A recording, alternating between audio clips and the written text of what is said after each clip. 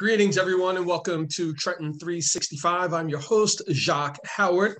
And as always, you can find me on social media platforms, Facebook, Twitter, and Instagram, and the website, Trenton365.com. Big shout out to WIMG 1300 and WPHY for having the Trenton 365 show and giving me an opportunity and a platform to share about my life experiences and how I feel we as a community can build a better community through civic engagement. At this time, it is my pleasure to bring Darrel Frater on to the line with us. And Darrel, I met many, many years ago when he was a teenager, and it was through Trenton Teen Leadership Corps, which was taking place at Westminster Presbyterian Church.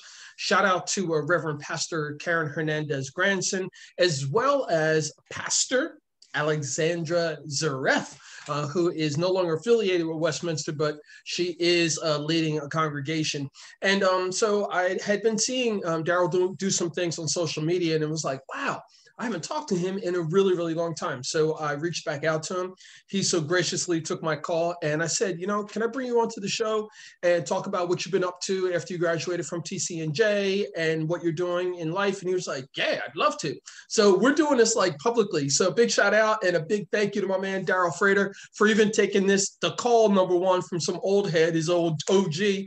And then being willing to talk about what his efforts are and to do it publicly. So Darrel, thank you so much, man. Thank you, Jacque. That was an amazing introduction. It's really good to reconnect. It's been a long time since we've spoken, and it's been an amazing journey that I've been on since, being in the Trenton Teen Leadership Corps over, 12 years ago. And it's, TTLC, as we call it, it was one of my first introductions to leadership, and that would really awaken the leadership capabilities within me. So I honor TTLC, I honor Miss Alex, Mr. Peter, Pastor Karen, and everyone that was involved in the whole organization, because it awakened the leadership in many teens in the greater Trenton area for us. And I think that without them, having that spark in me, I wouldn't be the man who I am today. Mm-hmm. And thank you so much for making sure that Peter gets acknowledged. And as you get older, my memory isn't as good as it used to be, but a big shout out to Peter, because you're right. It is Peter, Alex, as well as Karen, who were taking care of that and driving that force. And also the youth that you all were the ones who were really driving that. And I remember there was a very strong arts component that was a part of that. And you got a lot of publicity throughout the local print media for the performance art pieces that were done on an annual basis, as well as the social justice initiative that you all took to start addressing the HIV and AIDS, and also conversations with law enforcement as well. So I want you to touch on that a little bit, and then talk about how that experience and exposure then led to you going to a TCNJ.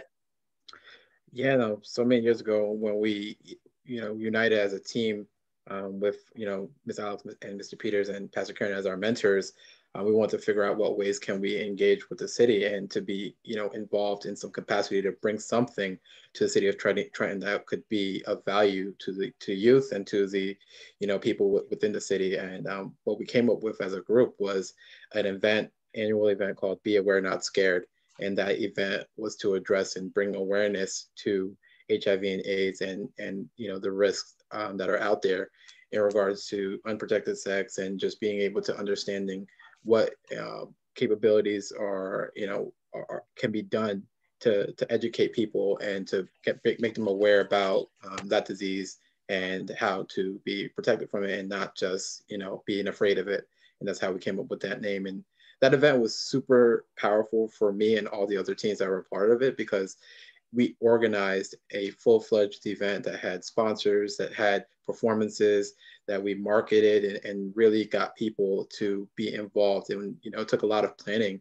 And as a 16 through 18-year-old, kid, with the kids that are in the program, it was like, this was something that was really huge for us. And it really helped us understand how to plan an event and execute on it flawlessly. It was really well put together.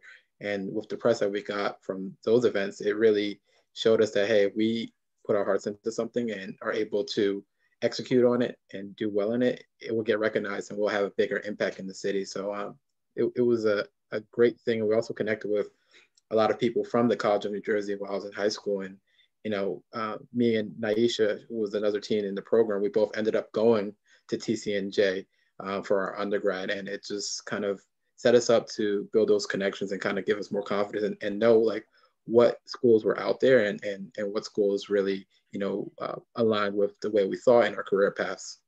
Mm-hmm. You mentioned Aisha, and I remember the connections of watching you all in TTLC and how it was an awesome structure where regardless of age, if someone had the leadership capability, they could take on these different initiatives and so forth. And being, one of the air quotes adults there, it was nice to just stand back and just watch and to see how each person was evolving into their own personality in a safe space. Can you talk more about, you said Aisha, but are you still in contact with anyone else from TTLC? Yeah, so a lot of my family members were also members of TTLC. So of course we communicate and we talk about our experience in TTLC for a long time, very often. I am still in communication with Johnette. I'm also in communication with Naisha very often. Brian every once in a while. So you build life-changing friendships that sustain over the years from programs, at a young age. And we all went to different schools. I went to Jung High School. They went to Trenton High School. Some people went to Lawrenceville. And, the fact that it brought us together and it exposed you to people you probably would have never met otherwise was a really powerful thing. And we've made friendships that, are going to hopefully last a lifetime. Mm-hmm. And Darrel, one of the things that stood out for me watching you as a young person was how personable you were and how much you were willing to listen and how much you wanted to take what someone was willing to give you and to share that. And it didn't matter who it was coming from, whether it was someone who looked like you or someone who didn't, or if it was from a man or a woman, as long as it was a safe space, communicated that was a safe space, you were opening to listening. When you look at that and transitioning that into going to TCNJ, how did you roll that up into what you decided to major in? Yeah, in undergrad, I majored in business management, and it was very important for me from an early age to be able to listen and learn from other people, because the moment that you think that you're the smartest is the moment that you stop being smart. You have to really learn from other people in order to elevate and improve yourself. And if you don't have a mindset that is really hungry for learning, you're going to be stagnant in whatever position you're currently in. So I've always had that mindset from, my family and my upbringing, that they taught us respect for other people. And that kind of translated into the fact, well, hey, if you humble yourself and be a person that is really interested in learning and understand that everyone has knowledge and value that they can deliver, you can learn from diverse people and be able to make yourself a better person by just being very open-minded. And that's something that I've seen success even now in my personal life and in the business world where I currently work in. It's important to really be open to learn from different people and connect with different people. Mm-hmm. And well, that goes without saying, and I appreciate that. I want to talk about a few things that, and I hope that we can get into. We have time to get into the social justice standpoint, and if you're okay with, I may actually, take some executive role here and run this an hour, if you're cool with that. If you're fine with that, we may be able to do that. Sound good? As I check my schedule, I think so. All right, cool. Look at that. So we're going to run this for the hour. We'll do probably a 30-minute break and jump back on. But there's a couple things that have really been on my mind a lot lately is hearing the divide between what is considered young adults and boomers. And I'm in that group that would be considered, the boomers. I'm over 50. But I find that in the group, in my setting, it seems as though a lot of folks think that young adults don't have the drive or the initiative that previous generations did. And I know that I think initially I probably felt that way, but as I spend more time with younger folks like yourself, young adults, I realize that it's just a different perspective. It's a different economy. It's just different. Everything's completely different. Nothing's the same. So I believe that we need to get to this point where we just kind of are constantly trying to evolve and look at things differently and say that, it's like you can't really compare Michael Jordan and LeBron. It's two different games, And we need to do that with our society as well. But I think that we have an understanding that we're trying to all get better. We're trying to evolve and get better to something. We all have that in common. So from you being someone who's been a leader from as long as I can remember, when you were a young person, through college, in the business world, and now doing things outside of your business world, in other entrepreneurial efforts, can you just talk about that relationship between the young adults and the boomers and how we can make it better? Yeah, I think it's an interesting dynamic for someone like me who have seen the benefit of working with people of different age groups. It was very clear to me that this is something that's needed, and you can really elevate yourself very quickly in life if you are open-minded to getting advice and accepting mentorship from people that are older. And then also working with people that are younger as well. The different generations have different things to offer in regards to what you can learn from each other. And I think that the issue and the disconnect comes where there is not openness and understanding of the differences of different people in different age groups.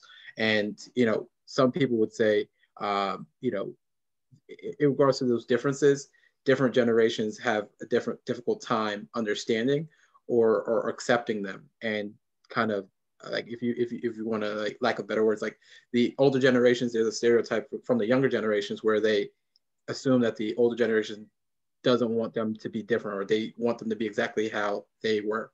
And that's just not the case. People have changed as time progressed. And the way that we combat that is having open and honest communication where both parties or all parties are at the table and are open-minded to learning more about the people of different age groups, because it's different technology that's going on. It's different environments, it's different situations, but at the same time, all people go through similar struggles, similar things, and similar situations, that we all have a place where we can figure out what our likeness are, the things that make us similar, and not focus on the things that make us different, and use that as a way to build further relationship to help one another in the things that we are trying to achieve. Because I've learned so much from people that are older than me. Actually, me personally, I get along with people that are older than me much more than I get along with people my age, just because I'm very forward thinking and very driven in regards to my ambitions in the future. It just, I get along with older people somehow. And that's just me personally, but it's very important for us to see the value. And I think that's where some of the disconnect comes. It's the value is not presented, and they don't see why it's important. But if they understood the why behind the benefit, why being together with diverse age groups, I think they will welcome it and be more appreciative of it. Mm-hmm. Well, I want to make sure that you and I talk later about this idea I have for an alumni fund, which sounds pretty much along the lines of what you just mentioned. But we'll talk about that later. But, I want to, you and I both graduated from Ewing High School, but our families, Ewing was just an extension of Trenton. That's pretty much it. And regardless of what the folks think, and it's a different zip code or whatever, but it's really just an extension. I mean, there's plenty of families who spend equal amount of time in Ewing and in Lawrence and in Trenton, et cetera. It's just this Trenton region. And you mentioned that earlier on. I'm sure during that time, you've probably experienced in some situations where there was the haves and the have-nots, or at least the ideology of the haves and the have-nots. I like to tell this one story. I had met someone who I was very interested in dating, and she was from Trenton. And when I met her, she was with one of her friends, and her friend thought there was something wrong with me because of how I speak. And the girl who I was interested in said, "Oh, he's just from Ewing." And it kind of opened my eyes to something. But I wonder, from your perspective, is that still there? And if you had any experiences in that manner, and what was it like? Yeah, no, that's a super interesting topic. I would say for me, I was able to kind of navigate both, the Ewing and the Trenton kind of culture. I grew up where I was born in Trenton, and then when I was in preschool, that's when I moved to Ewing. So I was able to see kind of both sides of the cultures and kind of understand the dynamics of both. But I would definitely say that there is some type of, divide or even some type of bias depending on, where you're from. And I personally think it's silly. I personally think that there's already a lot of problems that exist that, dividing ourselves even more is pointless. And that, when I was in high school, you can see it. And that's, I graduated high school in 2011. So that's 10 years ago. I was, even in high school, but, even when I was in high school, it was, there were beefs between Ewing and Trenton and stuff like that. And it's like, why do these things exist? If we all come together and be unified as a body of people that are mostly of color, that are in these, the Mercer County, the Central Jersey area, like, we shouldn't create silly divides like that. And it's funny that you mentioned it, and I could imagine like that was much longer ago, and to see it still happening, 10 years ago, and probably still happening today. We probably should have someone that's currently in high school or currently very locally and involved in kind of what the youth are doing, to be able to get a viewpoint of another generation. Because now, I'm getting older, I'm almost 30, and it's like, even my experiences aren't as relevant to know what's really going on for the youth, because now being 10 years out of high school, it's so much different for me now. But I think that topic is super interesting, and I would love to see, how it looks today for people in high school, and if those things are still prevalent, and if they are, what can we do to prevent that, or to stop it, and to get people from Trenton, Ewing, Hamilton, wherever, to understand that we're all just people, and we all, would do much better if we all support one another and not have any silly divides. That's fantastic. And I will take you up on that. When you were mentioning the dates, you were like, yeah, wow, I've been out of high school for 10 years. And then that had me thinking, well, I graduated in 87. So you think about, we're still experiencing some of the same things from then, potentially now, but we know we did 10 years ago. Hopefully we can get someone younger to communicate with us about what's happening now between the urban environment and the suburban environment, and the relationships between the people who live in those both.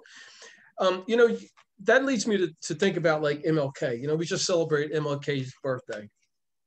And, a week prior to that, we had the attempted insurrection in the Capitol. And I know in my lifetime, I never expected that we would have a person of color, in particular a Black man, as a president. And then we see how that pendulum has like swung one way.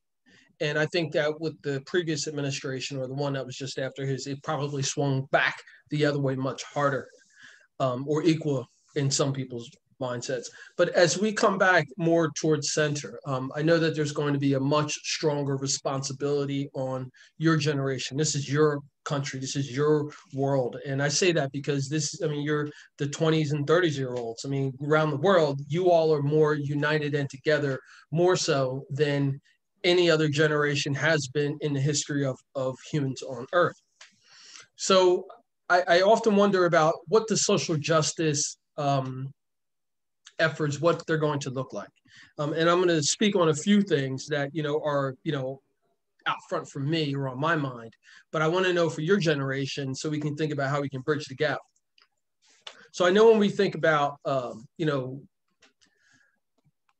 incarceration, mass incarceration in lots of different ways, and everything that goes along with that, I'm going to lump cannabis in that, marijuana.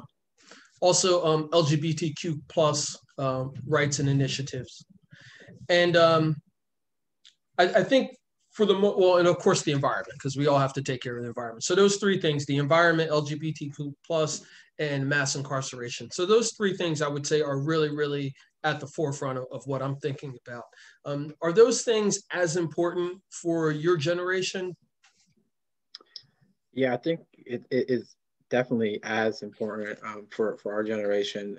Me being a millennial, I think my generation specifically are very outspoken in regards to standing up for causes, especially using digital, social media, and being able to kind of unite online to fight these causes and to stand up for what we believe in. Is something that is kind of tattooed on the millennial backs. We are not afraid to speak our voice. I personally am very deep within the business world. And I think as an entrepreneur, I think as a startup guy, and I think more so on the economic implications and social justice from an economic standpoint. My ultimate goal in life is to play a major role in closing the racial wealth gap and closing that divide between the income levels of Black and minorities and our white counterparts. I think that it's important that color should not be a huge factor in determining your income level. And then presently today in 2021, there's a $170,000 gap, depending on, where the statistics are coming from. But there's, the average, white person, has an income level of 170K, while the average income for a minority family is 17K or even lower, depending on what statistics you're looking at. And it's like, wow, why is that disparity exist in this country? It's supposed to be a fair, just country, but yet the income levels are so drastically different in regards to what you make as a Black person or what you make as a white. And it's like, how can we use technology? How can we use entrepreneurship, investments, and educating people in these different ways to build wealth and help close those gaps? And that's something that I'm fully committed, and what I am super passionate about is helping close the racial wealth gap. And that's something I work on every single day through my businesses and the businesses I plan to start in the future, to help educate and get other people involved in building generational wealth for themselves, their families, and the community. Fantastic. And I think that's a perfect segue to talk about your entrepreneurial efforts. And Darrel Frater, why don't you give us a plug for your entrepreneurial efforts and the contact information for it as well? Yeah, most recently, I started a new live streaming platform called TheClub. It is a tech startup where we are building a live streaming platform that allows DJs to be connected with partygoers, where you can enjoy virtual parties and connect with unique people all across the world. So that is the current endeavor that I'm working on, and we are raising money from venture capitalists. So I've been doing a lot of pitch events. I've been featured in a number of articles and magazines, which is listed as one of the top 11 Black startups to invest in 2021 by blacknews.com. And we are super excited about what we are building and the excitement from our user base and the people that are, leveraging us as a way to have entertainment while we are social distance in this pandemic. So this is something that, has been, a passion of mine, of helping people connect in unique ways virtually. And we're super excited for what's going on in the live streaming space. So let's talk about that. So the pandemic has hit, and literally everyone in some capacity has been affected, whether they're not working or they are working or they're Zooming and things like that. And there has been this explosion of creativity and ingenious types of ways to keep connections and things going. And I would assume that TheClub is a very similar platform to that. For the folks who are listening and viewing who may not be tech savvy at all, can you just give them a basic rundown of what this is? Yeah, so it's a mobile app where DJs stream their DJing sets. So DJs go on the platform, they play music, and users or partygoers or people that are interested in listening to great music and finding new DJs to listen to that are going to play music, they can get onto the app and they can tune into these virtual parties where they can chat with the other people. And soon we'll be adding the ability to video chat with other people that are at the party with you, to make it a really interactive live stream where people are building connections through the music that we love and that are curated by these DJs. Most clubs, venues, or parties are shut right now. So we're actually making digital places where people can enjoy in a social setting online. Because we know we have Zoom, which we're using right now. We have all these other platforms that are connecting us, for professional and for other types of events. But I feel like no platform has really nailed the social aspect of events as of yet. And that's what I'm looking to solve, to connect people, but also in the market, DJs themselves have took a huge hit on their income. And we're using, partnerships, we're using subscriptions and different ways for them to be able to monetize the fact that they'll be DJing online. So that's what we're really trying to do, to solve two problems at once, to help the DJs, supplement their income and build a career online, as well as, entertain people and have meaningful connection between people using live virtual parties.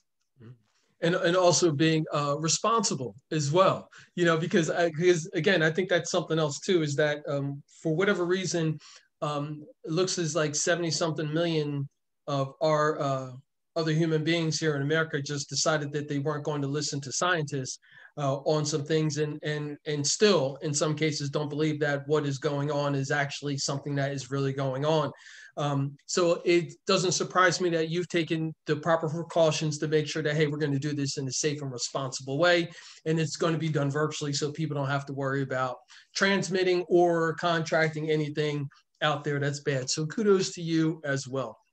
Darrel, we're going to be finishing up in this segment, and I want you to just share how people can get in contact with you, and then we're going to come back with part 2 with Darrel Frater. Awesome, brother. You can find me on all social media at Darrel Frater. That's DARREL FRATER. And you can learn more about the club at downloadtheclub.com. We'd love for you to check it out and join us in some virtual parties. All right, that sounds great. So, folks, you've been listening and watching the Trenton 365 show. You can always follow that just on the hashtag Trenton 365, and that's the numbers 365. And this is Jacque Howard, the creator and host. And as always, it's about justice, peace, and humility.